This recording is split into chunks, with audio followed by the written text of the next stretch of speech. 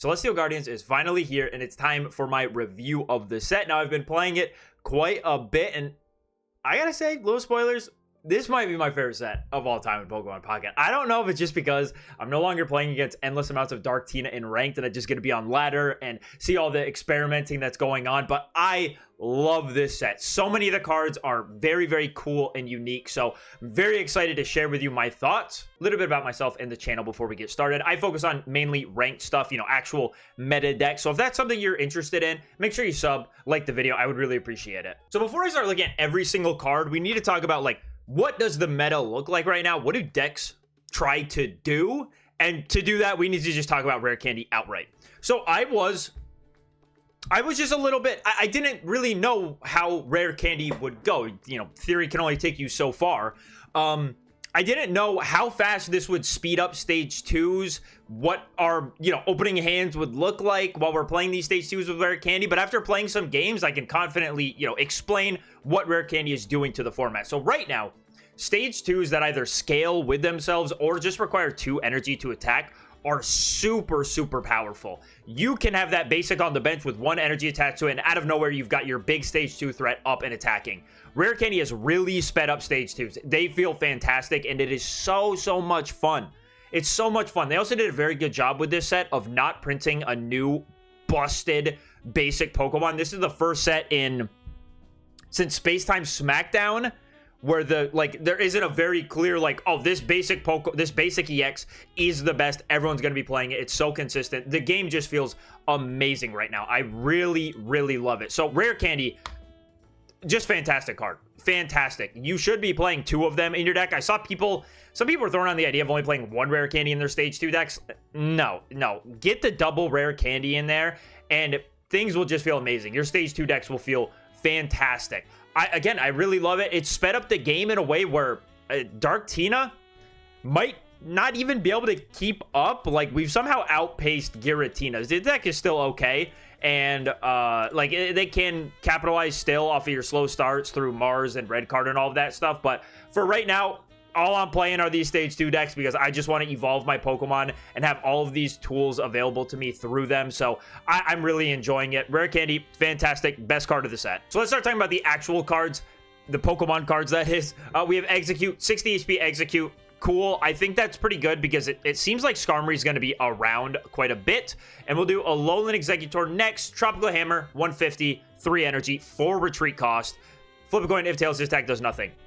It could be funny. Surskit and Masquerain are not real cards. Maractus, not real. Carablast, Phantom, Trevenant, all these guys not real. Let's talk about the Decidueye line because they are cool. First, we have this Rowlet, 20 damage, but the much better one is the Skill Dive Rowlet. This is going to let you put 10 damage on any of your opponent's Pokemon. That combos very well with Decidueye EX. I have not figured out the best way to play Decidueye yet. However, it feels very, very strong. Going second, being able to use Rowlet, ping 10 damage somewhere, Rare Candy Evolve, Pierce the Pain, do 100 damage somewhere, or to wherever you just did that 10 damage ping, it is very, very oppressive. It feels great. I'm really not sure the best way to go about it. I gave it, a fair shot. I tried it with Spiritomb, which felt okay, but it really just felt more powerful when I was starting Rowlet and then evolving into Decidueye. I tried it with a 1-1-1 Greninja line, and I just ended up never really drawing into Greninja. Again, I didn't play 50 games with this deck, but these are just my current thoughts. So I tried a 1-1-1 Greninja line to have room for other stuff like a couple tool cards and double Cyrus and Lily, Erica, whatever. Just trying to have the space to not just be a linear my only options are with my Pokemon. I want some trainer card support. And that didn't feel the best either. So I'm very, if you do Greninja, you would really love to run dual energy or even just water energy. So you have that Greninja utility. But, if you do that, you're not going to be skill diving with Rowlet as consistently. And you're not going to be able to use Razor Leaf pretty much ever because you'll need double grass to find it. If you don't find Greninja and you're running just water energy, then you're piercing the pain. But if you haven't done any damage, then nothing's going to happen. So I'm I'm kind of just leaving Decidueye up to other people. Like, once we have one of these big tournaments, you know, you get all of these players and deck builders who are there's gonna be someone who just hones in on Decidueye and is like spamming the ladder with it and will find the best way to play it, or a very good way to play it, and then we can work off of that. But Decidueye, there's just so many options for this card. You have the Lurantis from this set that does 20 damage to all of your opponent's Pokemon. You could go that route as well. Just way too many options, but I love the card from what I played. The Pierce the Pain 100 wherever, and the Razor Leaf attack, like, just having those options, man. That's what I look for. I look for these Pokemon that have multiple attacks and multiple plays. Like, I was doing some cool stuff where I was using Spiritomb and doing 10 damage across the board, and then I would just Cyrus up something that I didn't really care was in the active spot and would get stuck, and then just kept piercing the pain on the actual threats on the bench. It's a very, very fun card. I love it. I'm hoping someone can crack a list and it will be an actual thing in the meta, because it's just a great card. Now we have Shiinotic. Shiinotic, you got to keep in mind that it has the Mallow supporter to go with it, which Mallow says discard all energy from your Shiinotic or Serena, heal all damage from it. I don't think the Shiinotic is really much of anything. Flip a coin if heads, the defending Pokemon can attack during your opponent's next turn. It needs 2 energy. If it was a 1 energy attack cost, I'd be thinking differently. But the fact that you would heal your Shiinotic and then it would just sit in the active spot for another turn without doing anything, I don't understand it. Serena at least could be some sort of, you know, rare candy into it, immediately go for the 3-kit combo, just try to run your opponent down. It's only 50 for each heads. You're only flipping 3 coins, so you could go nuts and go 150 damage, but more likely you're doing 100 or 50 damage. Maybe that's just aggressive enough, but we have some other stage 2s that are equally as aggressive and are not relying on coin flips. So I think it's funny. Being able to heal all of the damage off it is very, very cool. I'm in between on this card. I think it has potential, because just the thought of, like, my opponent going first, rare candying into Serena, and then comboing that with, like, Mallows and Lilies and just making it so this thing never gets knocked out, and I'm trying to set up while this thing is doing 50, 100, 150 damage to me every single turn, sounds scary. So I'm not writing it off completely, but there are some stage 2s that we already have that are, you know, consistently aggressive. So that's my thought on Serena. Now we have the Wimpod. During your first turn, it has no retreat. Cool. Golisopod, they did him wrong. They just did him wrong. I'm a Golisopod expert. I used to be a big Zoroark Golisopod player back in the real TCG, and it had a first impression attack, but the first impression was for 1 energy only. 3 energy on Golisopod to do 120, and you have to get it into the active spot. Like, 120 on its own for 3 is like, it would be good. But the fact that you now also have to get it into the active spot to do so, it's a tall ask. 3 energy is not what it was, just not what it used to be. We are now in like a 2 energy cost meta. Anything, the best cards are going to be the ones that are attacking for 2 energy. And I just don't see it with Golisopod, which sucks, because I love the guy. I love Golisopod. We have Dhelmise. Again, going off of what I'm saying, we're in like a 2 energy cost meta. 3 energy is a lot. That's a lot. Your opponent will be swinging with Decidueye before you even have your Dhelmise up and going. And he's only doing 80 damage and then just a regular old corner attack, which might not even matter if you're going up against something like Solgaleo, who can, you know, move into the active spot from the bench if you trap something else there. I don't love the Dhelmise. Does have 140 HP, so he's a bit of a big guy. I would think, if anything, maybe a one-of in some sort of superior box if we start to see that become relevant. But it definitely, you're not running like Dhelmise on its own. Just the 3 energy cost is way too much without using superior in it. So unless people start going that way, and even fitting the Dhelmise in there, it's going to be a tall ask. There's a lot of good grass Pokemon that you would want in there over Dhelmise. Tapu Bulu, stuck in tackle, 100 damage. Flip a coin if Tails attack does 20 damage to itself. This is like another one. Like, you could run this in some sort of superior box deck, just because it's a basic that's going to do 100. And I feel like having some sort of non-EX attacker is going to be important. You know, if you're running Superior, you would just have the Superior to attack. But a quick Tapu Bulu could be pretty funny. A quick Tapu Bulu could be pretty funny. Superior, turn 2, you get into that Superior, and then you're just Tapu Buluing. I don't actually think it's that great or even decent, but it's an idea. It's an idea. Maybe I'm proven wrong. Maybe there's some Superior box, and Tapu Bulu ends up being very important in the deck. Arcanine, this is just a blank card. It doesn't really mean anything. Marowak, I don't like it. I don't like the Marowak. It takes advantage of the Kiawe supporter, which Kiawe is going to benefit Marowak and Turtonator. We'll go and talk about Turtonator as well. But you have to evolve into the Marowak first. You can't Kiawe to your Cubone. Has to be the Marowak. And that's not great. You would ideally want to use Kiawe like turn 1, turn 2, something like that. It's kind of hard to find a turn, especially in this quick meta, where something could be in the active spot and tank while Marowak's getting powered up on the bench from Kiawe. Then it's attack. It's a Bone Ring attack. I don't even want to read it. I have been scarred too many times by Marowak EX, so I hate Bone Ring. I hate Bone Ring as an attack. It's just not consistent enough. Flipping 2 coins and potentially doing 0 damage. I mean, you're either doing 0, 90, or 160 thanks to the burn. So it can go crazy. It's almost just like a Marowak EX that won't have any support from Lucario, will need probably Kiawe because 3 energy is so much right now to get powered up.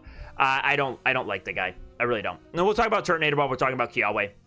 Turtonator, 90 damage, Fire Spin, discard a fire energy from this Pokemon. It feels a bit like Ninetales-ish. Ninetales already didn't really have a problem getting its stage 1 set up. I feel like finding a Vulpix into a Ninetales is equally as easy for your second turn as getting like Turtonator start plus Kiawe in your opening hand in order to be able to start attacking that fast. So I don't love any of the Kiawe stuff. It's a cool thought. Turtonator would be very nice. Yeah, the idea of him going 90 turn after turn is good, but then once this Turtonator gets knocked out, you know, you had to keep reattaching energy to him to keep him attacking. So you just haven't set up anything on the bench. And then if you want to get something set up, like another Turtonator, well, you're going to have to take a turn to go Kiawe. And yeah, I just don't love it. I'd almost rather just play the Blaine's decks because they do the same thing without me having to find the Kiawe very early. I can wait till late game to find the Blaine. Now let's talk about Talonflame. It's just 90 for 2. It's nothing really special. Now a cool guy we get to talk about is the Litten line. I hate Incineroar. Not because I ever played VGC and was scarred by it. I just think it's a horrible design. I legitimately hate that Pokemon. I really do. I don't like, why is it a Mancat, man? It's so weird. It should stay like this. It should have been a really cool tiger with like fire saber teeth or something. Turn into a fire saber tooth tiger, dude. That would have been sick. But instead we have a human. Anyways, Litten. Litten's gonna do 30 damage. It's gonna take 10 damage.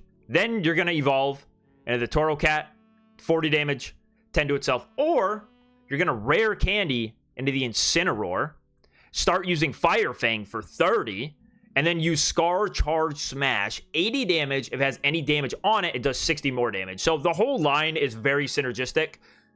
If you go first, you could just evolve into the Torracat and use Heat Tackle, and it's going to take the damage that it needs itself.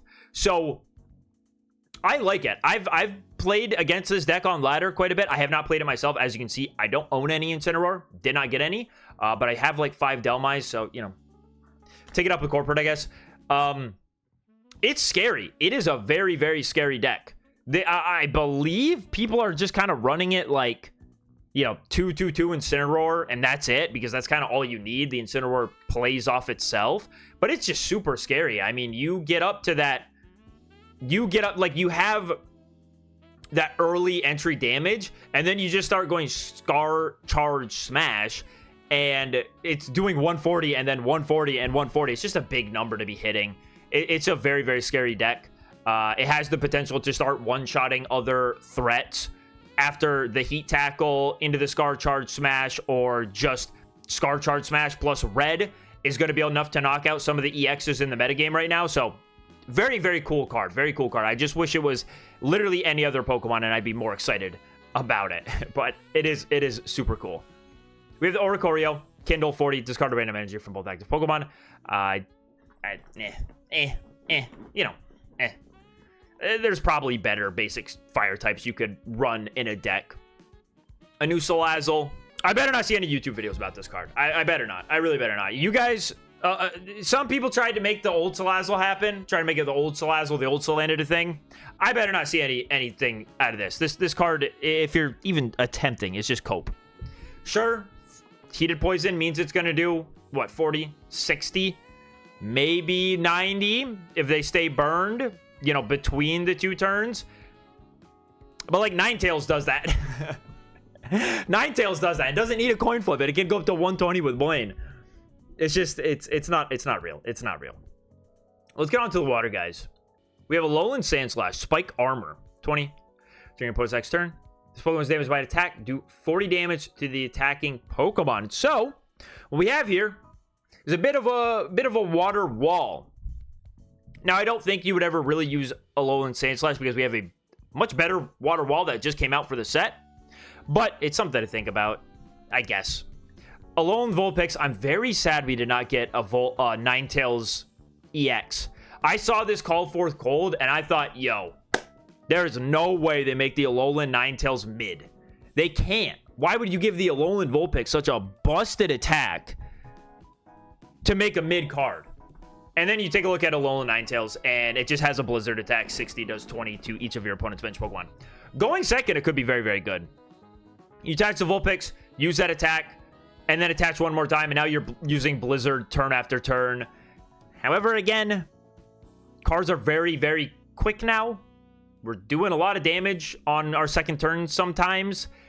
And this is like you're all in on the Ninetales. You're doing that 60 damage, and you didn't set up anything else on the bench. Of course, you're a water type, so you could get bailed out with Misties, but relying on Misties is never a great strategy when you're building a deck. You don't ever want to be building a deck and go, okay, well, I just need to make sure I hit like one Misty Head at some point during the game early on, and that's how this deck is gonna be good. No, you don't ever want to rely on that. So Alolan Ninetales, sadly, it's just whatever.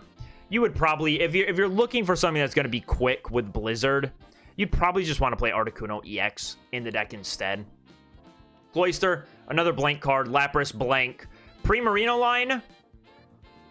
Now, I don't know where this would come up in decks and be good. It obviously has a very useful ability. Once during your turn, you may heal 30 damage from each of your water Pokemon.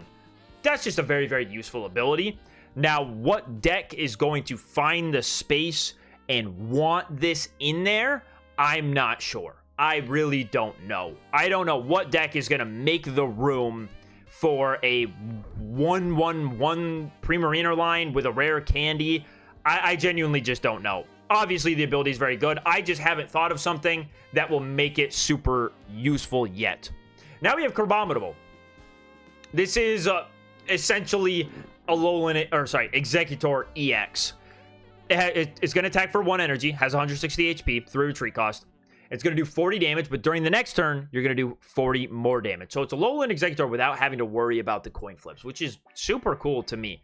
After that first attack, you're just going to be doing 80, 80, 80, 80. So I've seen some people run like Manaphy plus Crabominable and Palkia decks because, I mean, you attach once to the Crabominable and he's good. He's done. You don't need to worry about anywhere else. You got all this extra energy every turn to go attach elsewhere. It's really just like a water type Exeggutor EX style deck. And I think it's cool. I think Crabominable is good. Just waiting for people to really lock in on a list. But I have faith in this card being good. It seems like it's almost impossible for it not to be at least decent. Now we have Wishiwashi. Wishiwashi, this is relevant for the other Wishiwashi. 30 HP, call for family. Put a random Wishiwashi or Wishiwashi EX from your deck onto your bench. Then we have Wishiwashi EX. 170 HP. Huge. Monster card. School Storm, 3 water energy. 30 damage plus 40 more for each bench to Wishiwashi on the bench. You can do up to 150 damage. It's a very heavily reliant on Misty style deck. Like I was just talking about earlier, this is one of those decks where part of the game plan is kind of, I need to hit heads on Misty or else I'm going to be too far behind. Because the Wishy-Washy is probably going to call for family once and then get knocked out. And then you have this other Wishy-Washy. You're going to set him up. Hopefully, you just... It's really tough. When the deck works, it really works. I played it a little bit and high rolled like ridiculous. I had Wishy-Washy in the active, called for family, got other Wishy-Washies, hit the 3 heads Misty, went up, started attacking, doing massive amounts of damage. So when it works, it works. And this, again, this might just be one of those cards where someone just needs to iron out the list. Like, do you play this with Manaphy and just try to keep it healthy enough that it can attack 3 times and win? Like, you try to go for a 2-shot on the first Pokemon and then just try to go for a big 1-shot now that you've had time to gather all of your Wishy-Washies onto the bench and you're set up for that.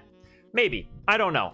It's a really tough ask. Again, to cap out at your damage, you got to find all 4 of the Wishy-Washies, but its stats are kind of ridiculous. So if someone doesn't at least figure out, you know, something to make it B tier, I'd be a little bit surprised. Well, maybe like top of C tier, maybe just outside the meta. I'd be a little bit surprised because its stats are just like that ridiculous.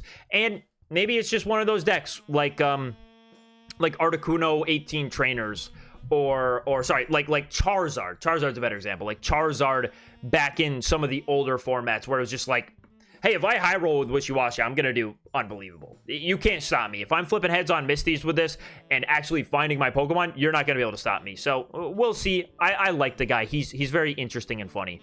Now we have Araquanid. 3 energy cost. I just don't love it. I just don't love it. Its ability, or sorry, its attack is cool. And you pair that with the Lana supporter. Lana is relevant only for Araquanid. If you have Araquanid in play, you get to essentially Sabrina, but you picked a Pokemon. That coupled with Dangerous Claws, you can go after basic Pokemon and start doing 120 damage to them. Potentially just taking fast knockouts or Dangerous Claws and then trapping the Pokemon in the active spot and finishing up the KO. The only thing I don't like is that it's 3 energy. It's 3 energy. The thing that I think would make Araquanid very, very good is if it had been maybe a little bit less damage for a lower energy cost, because we're entering a spot where stage 2s are very, very strong. You're not going to be hitting into as many basic Pokemon as you would like to. And with 3 energy costs, like, when are you ever getting Araquanid up and going before your opponent's evolved Pokemon? It's going to be tough. You need 3 turns of attachments in order to do so. Your opponent's probably going to evolve those things, and then you're only doing 60 damage to them. So it's like Meowscarada. It has a Meowscarada-ish attack, but for 1 more energy and hits less relevant Pokemon than just EXs. So it was a cool concept. I just don't think it was done all that well. Pyukumuku, my guy, my homie. He's got innards out.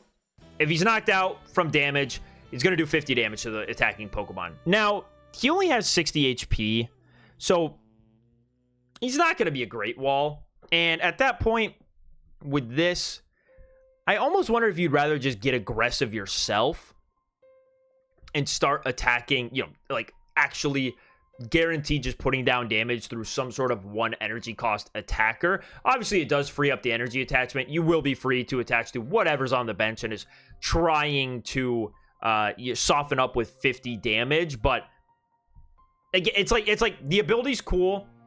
There is a chance here that this is used in a deck to some success, but I'm just personally not seeing it. I don't know where I would want the Pyukumuku to fit in to my decks, sadly. I'll just make sure this isn't anything. Oh, it's Tapu Fini. All right, let's take a look at Tapu Fini. We got to take a look at all the Tapus. Spiral Drain, 3 energy, heal 20 from this Pokemon. No point. Alolan Raichu EX. Okay, so I've been playing a bit of Alolan Raichu as well because I managed to pull 2 of the rainbow art. So, like, I mean, I got to build a deck on it. I just have to. And it's felt okay. It's felt okay. A lot of decks now, like I just keep saying, a lot of decks are attacking for 2 energy. 2 energy, you're only doing 120. And so you're essentially just 2-shotting anything that's attacking right now. You only have 140 HP.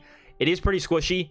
It will get knocked out if it attacks into someone with a Rocky Helmet, and then Solgaleo attacks. Meowscarada with a Mars can take it out. It's just not a whole lot of HP, and there's not really any more, you know, you're not seeing a whole bunch of Giratinas. Like, if this card had existed when Dark Tina was everywhere, it'd probably be pretty good. But even then, they could still find ways to play around it. You know, you don't have to attach 4 energy on Giratina all the time. You can just leave him at 3 and say your Alolan Raichu is not one-shotting this card. So, you know, these Psychic Attack, that is a common problem with them, is that your opponent can just play it smart and not load up their Pokemon with all the energy that they need to attack, and then it's going to live a Psychic Attack if you try to go in with the Alolan Raichu first. So, it's an okay card, although Lightning, we got some great Lightning support, so we're going to talk about that, which makes me think that, you know, it could have a place in a Lightning Box style deck for sure. I'm not writing the card off. I think it has potential. We're just gonna have to see like what cards rise to the top, and if all of the cards at the top are stage 2s that attack for 2 energy, Alolan Raichu is not gonna have a place. We have this Alolan Golem too. Super Zap Cannon 150. Discard 2 Lightning from this Pokemon. The problem is that there's not a great way to charge this guy up outside of like Pachirisu, and that's whatever. Now, there is the Sophocles supporter, which I believe increases your Golem's damage by 30, as well as your Togedemaru's and your Vikavolt. Maybe it's only 20. I can just go read real quick. Why guess? I can just go look. Plus 30. Okay, so plus 30. So you're hitting for 180 if you get this guy set up. That's big. 160 HP, also huge. The only problem, again, is that like our best accelerator is the Pachirisu for Lightning decks. Now, you could go, if you go second, attach the Pachirisu, use that attack, get 1 on there, and then attach to it again and Pachirisu 1 more time. You're likely to get 2 Pachirisu swings if you go second in before it gets knocked out. And then you got 3 energy on the guy, and he's just about ready to sweep. He will, sadly, he discards 2 from himself, so it's going to be hard to pull off back-to-back attacks. You would need to Pachirisu 3 times to get up to 5 energy, and then Alolan Golem could just kind of pretty much one-shot anything that's in front of it, which is cool. But I don't see it. I don't see it like you think of the other Golem that had its time in the sun. And that had Brock at least, so it had some sort of energy acceleration that wasn't reliant on a Pokemon, especially a squishy Pokemon. You could sit with a Druddigon in the active spot, and it was hard for your opponent to get through it while you evolved into the Golem. So he's just all right. The Vigavolt's pretty cool, though. Vigavolt has the Disconnect attack. Now, I don't think this is going to be as terrorizing as it usually is in the real TCG, because as far as item cards, by the time you get up to a stage 2, the only item cards you're really missing out on are like Pokeball, Potion, maybe Communications, and if you don't get into the Vigavolt immediately, your opponent's probably going to play, you know, either at least 1 Pokeball and get decently set up that the Disconnect isn't really going to do much. I don't see this being a really fantastic lock card like you would want it to be, but with Sophocles, you can do 100 damage with it, so you can do 100, and then on the next turn do 70. That'll knock out most things. Not some of these bigger stage 2s, but it'll get close. I think the card is cool, interesting. Togedemaru, though, with Sophocles, this guy can go nuclear, okay? He can do 80 damage for 1 energy if you flip a heads. He's going to do 20. He's going to do 50 guaranteed if you play Sophocles, then you're flipping for 30 more. Kind of cool. Kind of cool. Again, all these Sophocles pieces I don't really see, just to, you know, to come clean. I don't think really any of the what were they called in the game? Like totem leaders? They were the island leaders, island totems, whatever they are. I don't think any of their supporter cards are really that great.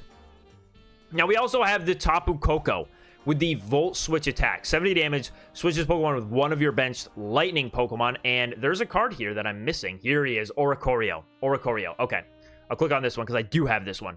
Safeguard. This could be fantastic. It could be nothing. It depends on what decks are good and what their access is to non-EX Pokemon. Like, I think Solgaleo, I see the Oricorio I'm not worried. I'm playing 2 Skarmory in my Solgaleo as is, and Skarmory has no problem getting through an Oricorio. Like, no problem at all. It takes 2 energy to attack, so if they leave an Oricorio on the active spot and they're trying to manually attach for it that way, well, my Skarmory's gonna brute force through it. No issue.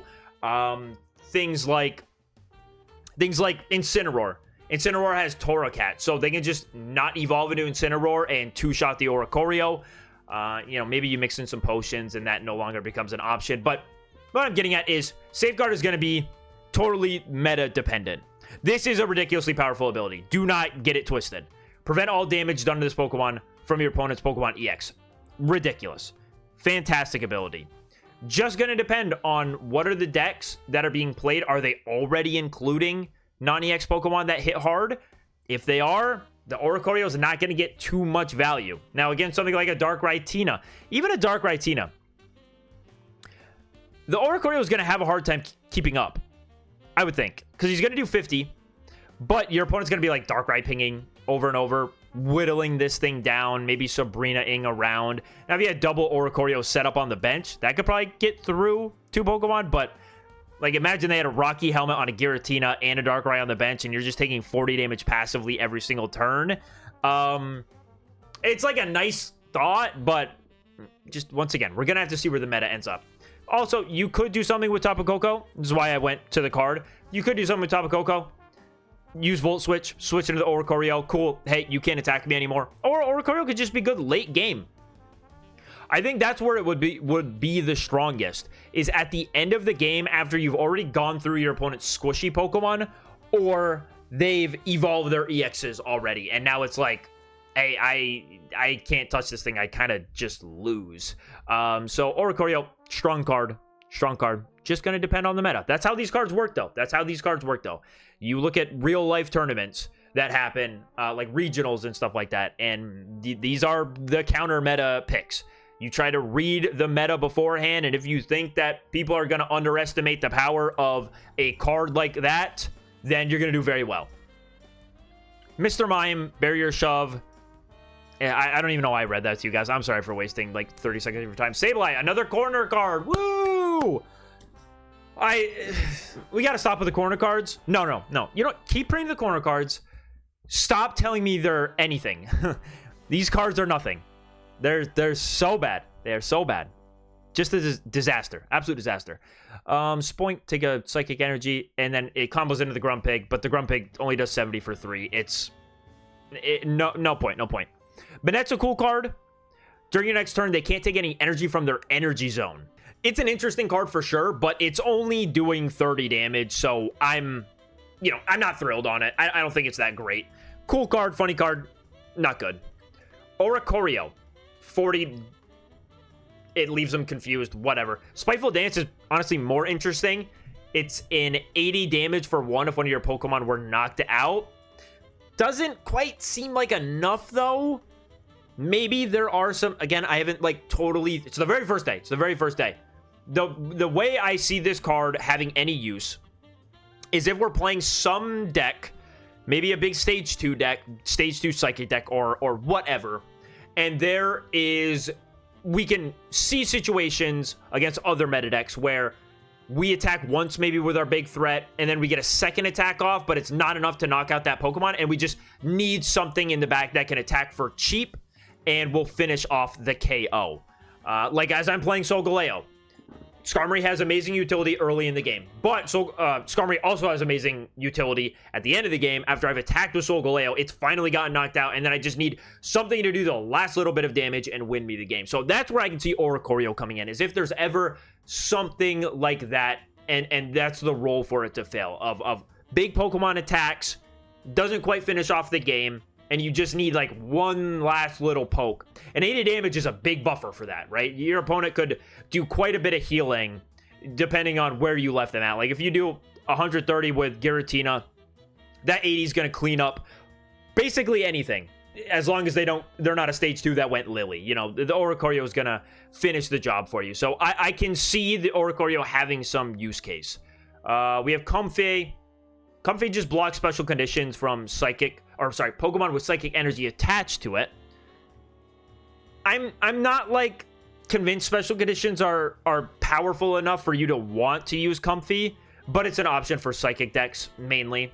We have Palossand and Mimikyu. I'm just going to go through these guys very, very quickly because again, I don't think that the Acerola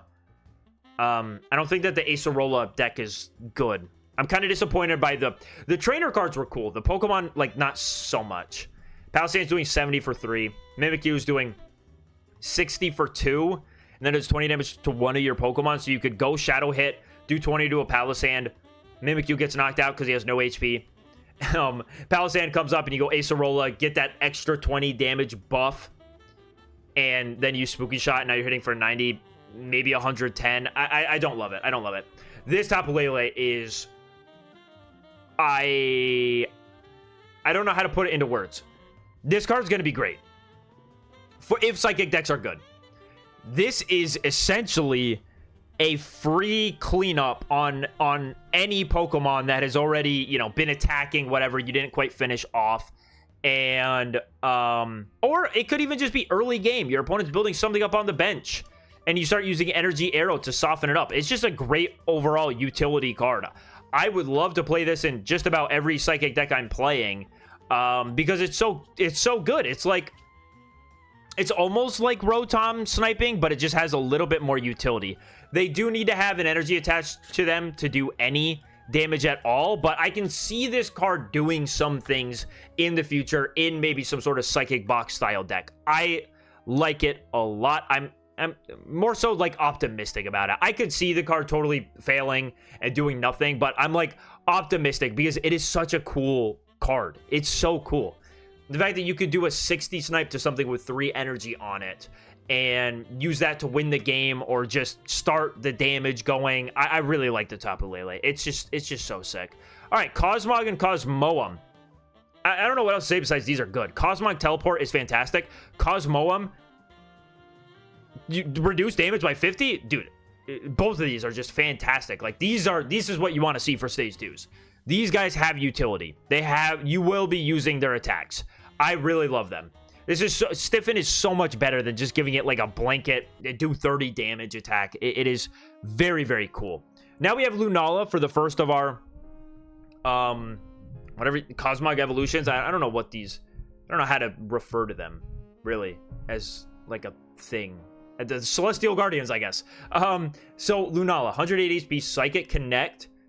Once during your turn, you may move all Psychic Energy from one of your bench Pokemon to your active Pokemon. It has to be a bench Psychic Pokemon, but the active Pokemon does not have to be Psychic type.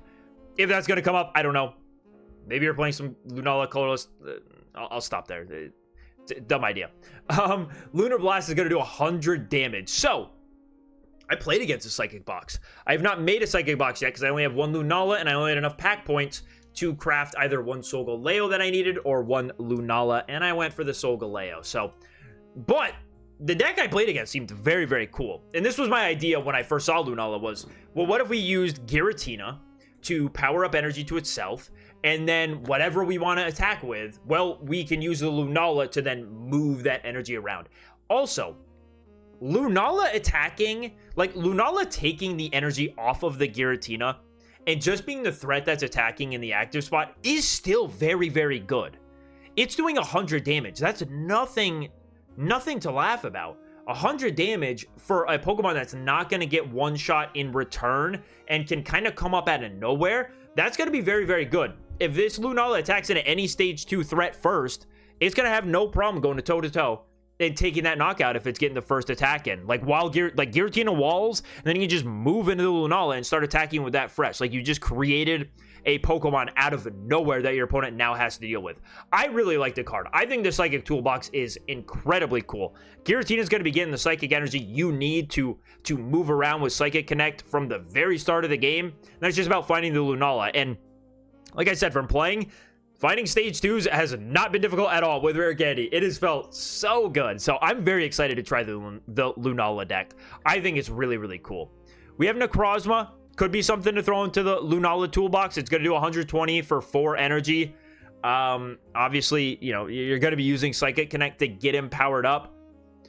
It is tough, though, because you take basically all the energy you have on board and just rip it away. But maybe, again, if we need if we need some sort of answer to Oricorio, Necrozma would be a good enough choice. There might be some better psychic Pokemon that could deal with it better, but it's an idea there. Let me just see what this is. Oh, it's a new Cubone. Beat 30 for 2. No, but he does have 60 HP. I don't remember how much the other Cubone had. I can actually look at it. Dude, this is, I love Pokemon Pocket. They're so nice to us creators. Having all this here already is fantastic. Okay, he has 60 HP, so I don't really see a reason to play that one over the other one. Hariyama. It's going to do 50, and you're going to move the opponent's active Pokemon. I mean, he has 120 HP. He's a big guy. But 2 energy attachments. You're not setting up anything else on the bench. Solrock. Saw some freak on the ladder playing just Solrock. Just Solrock. It was Solrock and what was the other Pokemon? I think the other Pokemon might have been Marowak EX. I don't know. Bad card. We have the Conkeldurr. It's a funny idea. If he has... Oh, no. Never mind. If this Pokemon will be knocked out by damage from an attack, he doesn't even have to be full HP. Usually these cards are full HP. This card is just more so funny than anything else. It's kind of just a meme. We have the Crabrawler to go with the Crabominable. And it's going to do Punch. 1 energy for 20. A little bit better than Execute because it has 70 HP. So you're not really too worried about getting knocked out, very early on in the game. But he does have 2 retreat costs to make up for it. So, decent enough card. We have the Rockruff. So Rockruff has Signs of Evolution. It's going to put a random card that evolves from Rockruff into your hand. So some sort of Lycanroc. I like that more than the do 20. Because it's a way to get into the Lycanroc very quickly. And I played against a Lycanroc Rampardos deck, and this Lycanroc is kind of scary. He's going to attack for 2 energy. If you're setting up a Rampardos in the back, you're fine with using those 2 attachments on the Lycanroc because the Rampardos is going to attack for 1 energy. It does Blood Fang, it does 50 damage base, and if your opponent's active Pokemon has more remaining HP than it, it's going to do 50 more. So if you're attacking into anything that has higher than base 100 HP, you're going to be doing 100 damage. If Lycanroc gets weakened, not totally knocked out, and you're attacking with it in the late game, you're going to be doing 100 damage. It's quite a lot to pump out. Like, we played Marshadow for that revenge attack to do the 100. So, I quite like the Lycanroc. I'm interested to see what the fighting people cook up with it. This one, not so much. It takes 3 energy, and it just has the crunch. Flip a coin of heads, discard a random energy from your opponent's active Pokemon. I don't love this one. I really like the Midnight version of Lycanroc, though. I think he's pretty cool. Passimian. I have not figured out a use for Passimian yet. I pulled 2 of them and 1 full art, sadly. Would have loved any other full art, but we got Passimian. And his ability, Offload Pass. If he's knocked out by damage from your opponent, you take all the fighting energy from him and move it to one of your bench Pokemon. He is an EX, though. So I just haven't found a partner for him. Like, I don't know who you pair this guy up with, because my Passimians have been getting knocked out very, very quickly. I was trying with Mudsdale. Mudsdale does 140 damage, takes 4 energy to attack, and really the only thing you'd want to attack with, like, you wouldn't want to go Passimian, Offload Pass into a Marshadow, because, like, the Marshadow's not going to live next turn, and it's probably not going to win you the game. You would ideally want it to be something that's huge, has a lot of HP, and does a lot of damage. The problem is that even if you go second, you get the 2 on to Passimian. If he gets knocked out on that next turn, which he has been for me, you don't have the time. The Mudsdale's not powered up. The Mudsdale still needs 2 more attachments in order to get going. So I don't think it's great. From what I've tried, I haven't found, a real good use for it. It is funny when your opponent doesn't get off to a fast start and you could just Seismic Toss 60, 60, 60, and then send up one of these big buffoons to finish off the game, but I haven't seen it in practice work all that well. Minior, 2 energy is going to do 40 damage to one of your opponent's Pokemon, so it's just like Electabuzz. If fighting types decide they want this instead of Hitmonlee, I mean, it's tough for a fighting deck to replace Hitmonlee. It's 10 more damage, but for 1 extra energy. I think I just like the Hitmonlee more than that. We have the Alolan Raticate. It's going to discard a random item card from your opponent's hand. No. We have the Alolan Meowth and then the Alolan Persian. The Alolan Persian, if I remember correctly, is nothing. Furcoat takes 20 less damage. Yeah, 50 for 2. Nope. Let's talk about the Alolan Muck, because he's very, very cool and funny. Don't think he's necessarily, fantastic, but he's a really cool card. So he's a stage 1. He has 160 HP. He has the Chemical Panic. It's going to do 80 damage, and then basically out of all the special conditions, it's going to choose one random one, and it can't be one that your opponent already has on it. So maybe if you paired it with like the Poison Barb tool that came out, which says if your Pokemon is damaged, your opponent's active Pokemon is now poisoned. Maybe you could do it with that, and that way you're getting something that isn't poison, and you could put them to sleep. You could confuse them, paralyze them, burn them, boost the damage even further. I think it's a interesting card. Problem is that it takes 3 energy to attack, and as far as I know, I'll rack my brain real quick, I don't think we have any sort of dark energy acceleration, so you just gotta attach to the Alolan Muck 3 times, and it's kind of a lot. It's kind of a lot for a guy who's gonna be two-shotting everything in front of it, but I will have fun with this card. I think it's cool. If anything, I think like Paldean Clodsire is probably the better special condition dark type now that we have Poison Barb. But he's a cool enough guy. Garbodor, nothing to talk about there. Toxapex also, I don't believe anything to talk about there. Yeah, Spike Cannon, Flip 4. No. Alolan Dugtrio. I hope I don't see this anywhere. I'm sure I will. Iron Head, flip a coin until you get tails. It does 70 damage for each heads. High roll meme deck. Usually what Dugtrios are. For some reason, they are just troll decks. That's all they've ever been. Excadrill, 50 for 1. Cool. 3 retreat cost, though. Big guy. Yeah. Big guy. Big guy, big retreat. Excalibur. Excalibur? Scavalier? I think I call him a Scavalier. I think that's how I say it. Pike does 30 damage, also does 20 damage to one of your opponent's bench Pokemon. Cool. Probably not worth the 4-card inclusion. Let's see what I'm missing here. Klefki. I don't think I've read it. Oh, it's just a Meowth or like a Sigilyph for a metal type Pokemon. Okay, now we have...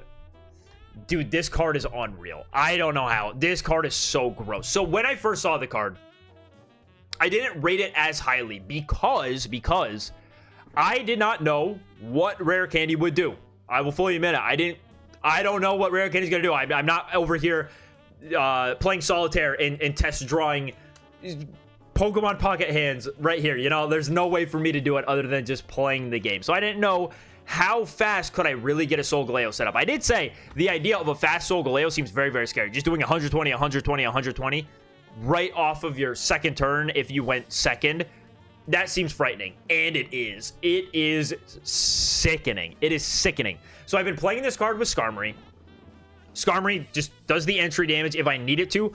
Oftentimes, I will just have the Cosmog on the bench with a very clear way to get into Solgaleo fast, so I just won't even attach to the Skarmory. I will just build up the Solgaleo and then use his Rising Road. I don't even have to play X-Speed in my deck, man. I just put the Skarmory in the active spot and then Rising Road up into it. It combos so well with the Cosmog too, because Cosmog has the teleport, so you can Cosmog teleport out of the active spot and not have to worry about finding a way for that soon-to-be Solgaleo back into the active spot because he just does it on its own. This card is so ridiculous. I'm playing a very, very bare bones list right now. Like the full 4-tool Skarmory, a Sabrina, a Cyrus, and a Mars. Simply because we don't really know where the meta's at. I don't really know how to tech out the list. I'm just trying to play consistent Solgaleo Skarmory, and it's doing fantastic. This card is just so good. I mean, 120 damage for 2. The 10 damage to itself hasn't felt like it mattered much at all. Really not that big of a downside. It's just so fast. It's so fast. It overwhelms your opponent very, very quickly. I love it. I love Solgaleo so much. Solgaleo GX was one of my favorite cards ever, and I really hope I can pull the Rainbow Rare. Magearna. This is a cool attack. It's gonna do 80 damage to anything with a ability. If obviously if it's in the active spot, it's not gonna snipe 80 damage to anything with an ability. But it takes 2 energy to attack.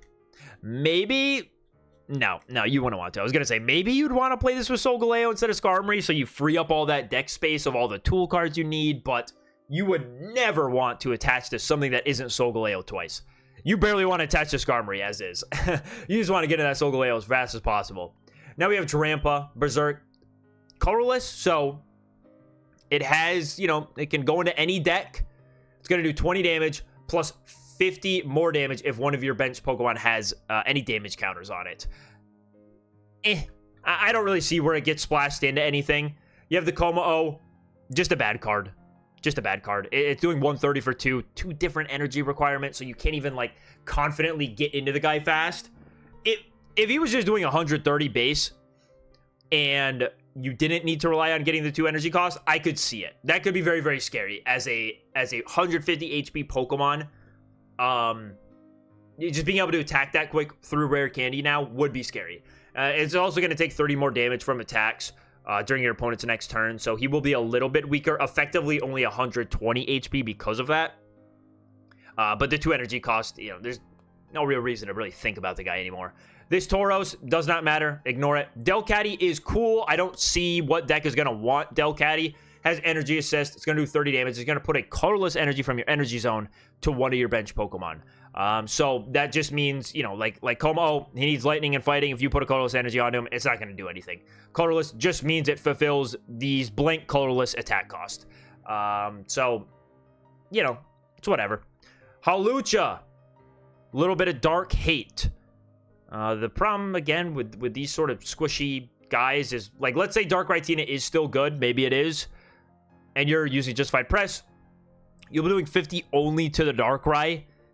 It's not going to work as well on the Giratina. It's only going to do 20. And if they have a Rocky Helmet and they're pinging you with their attachments, the Hawlucha is going to go down on its own very, very quickly. So you're really only going to get, like, 1, maybe 2 Justified Presses in.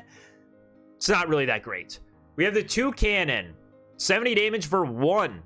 I got absolutely destroyed by a guy running Toucannon Rayquaza on ladder. I still don't think it's good, but he comboed it with Ilima, and it was just gross. It was gross. It sucked for me. We can skip like the rest of the cards. Really, this Beware is kind of nothing. 130 damage for 4 energy, and it's now confused. It's whatever. Oranguru. Oranguru is an interesting card. During your opponent's next turn, attacks used cost 1 colorless attack cost more, and its retreat cost is 1 more. So it's interesting. It's just not doing a lot of damage. And then we'll look at the trainers now. Wrap things up. Big Malasada. Heal 10 damage and remove random special condition from your active Pokemon. Heals less than Potion, but takes away special condition. If special condition becomes a really, really big thing in the meta, sure, I could see a use for it, but they're really not right now. Fishing Net. Put a random basic water Pokemon from your discard pile into your hand. I don't see where you play this card other than Wishy-Washy. What other water deck is really hurting to get their Pokemon back from the discard pile and would justify using a card slot for it? It kind of just seems like something to go with Wishy-Washy. And then that deck is pretty necessary. Rotom Dex. Dude, it's just a stupid bad card. Don't put this in your decks. I don't care how much space you have. Pick anything else. Pick anything else. Poison Barb. Okay, so cool card. Cool card. Makes special conditions better. Makes cards like Paldean Clodsire you got to think again about. I'm definitely going to be testing out Paldean Clodsire because I also have 2 rainbow rares of him. So I'm excited to finally give him a run. And it just says if this card's attached to your active Pokemon and it's damaged from your opponent, that Pokemon is now poisoned. So just a way to guarantee the special condition of poison. I think of it with Paldean Clodsire. You can go Wooper to get the first poison in, evolve into Clodsire. He's attacking for 2 energy. He'll attack, do however much damage he does. And you put a Poison Barb on him, and now if that next Pokemon comes up and attacks into the Clodsire, boom, you got your poison already. You didn't have to do anything weird for it. Didn't have to rely on a Grafaiai coin flip or a Koga Weezing play to get back into it. I like the Poison Barb. Just a cool tool to have. Big fan of it. Then we have Leaf Cape. Grass Pokemon gets plus 30 HP. Just good. There's nothing more to say. So we have Acerola. We talked about all of these island Pokemon as their Pokemon came up, so I'll skip over them. Then we have Ilima. Put one of your colorless Pokemon that has any damage on it into your hand. It just opens up so many possibilities. You could use Snorlaxes to wall those big 150, 140 HP Snorlaxes, however much they have. Combo it with Ilima. And just soak up the damage. Colorless decks will have a way to get around Cyrus in the end game on any of their Pokemon that were damaged. Take that win con away. Just a cool card. Just a good card. I'm curious to see if this gets utilized at all in any decks. Yeah, just a good card overall for colorless Pokemon to have. Then we have Guzma. Discard all Pokemon tools attached to each of your opponent's Pokemon. I almost wish this was in the last set, because I would have put this in everything to get around Darkrai Tina and their double cape, double Rocky Helmet shenanigans, but still, just a great card. Great card. Whether decks are going to have the space to get away with running it is yet to be determined. Again, this is one of those cards where it's going to be very, very meta dependent. Like, if best deck is running double cape, and that double cape is super, super necessary, it's very necessary that they have that 20 extra HP to survive some hits from other relevant matchups. Okay, well then those relevant matchups are probably going to tech in the Guzma to get rid of that cape and make sure they can complete the knockout on whatever Pokemon is trying to survive with that cape. So just totally going to be dependent. I wouldn't day one like just throw Guzma into all of your lists, you know, put a one of in there because it might help. I would wait for the meta to develop and see where the damage numbers end up and make your decision based off that. Also with Rocky Helmet, maybe you just don't want to swing into Rocky Helmet. If you swing into a Rocky Helmet, it's very, very bad for you. Think like Gyarados against Giratina Darkrai in the last meta. Gyarados did not want to attack into a helmet without a cape on it, because that would mean they would have the opportunity to go Giratina, Red, Darkrai Ping, knock out that Gyarados. So something like Guzma could have been pretty relevant in that. You would just get rid of all of them. You'd also get rid of the cape so Gyarados could hit those numbers much easier. Like a deck like Gyarados would probably love a Guzma, because then you don't have to worry about getting around any giant capes or anything like that. It's a good card. It's a good card. And then lastly, for our trainer cards, we have Lily. Heal 60 damage from one of your stage 2. Just good. Just good. Once again, totally dependent on the meta. Am I going to want that 60 heal? Are the damage numbers being thrown around in the meta relevant? Is Lily going to heal relevant enough damage for me to dedicate one card slot to it? We will have to see, but just as a blanket, it's a great card, right? Healing 60 is massive, massive, massive. So that's going to be it for the video. I hope you guys enjoyed me yapping for however long about all of the new cards in this set. I am just so excited about this. I could talk about this dang set all day, man. I love it. If you guys watch till the very end, make sure you sub to the channel. I know you're a real one. That's how I know. And like the video. All right, I'll see you on the next one.